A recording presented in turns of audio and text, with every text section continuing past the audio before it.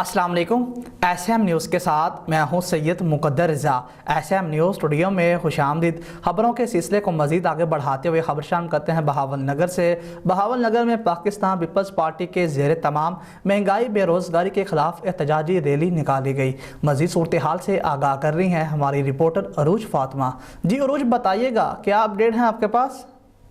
जी बिल्कुल, बहावल नगर Pakistan peoples party के ज़ेर तमाम महंगाई बेरोज़गारी के खिलाफ एहतजाजी रैली की क़ियादत डिवीज़नल सीनियर नायब सदर मियां आसिफ मंजूर मोहल ने की। रैली में ज़िले सदर मलिक मोहम्मद सलीम, जनरल सेक्रेटरी तालिब नदीम समेत अहदेदार और कारकुनान शरीक थे।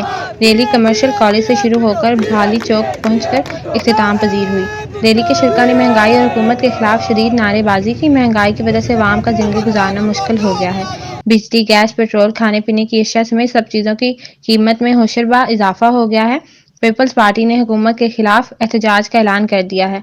हुकूमत को रुखसत किए बगैर अब चैन से नहीं बैठेंगे।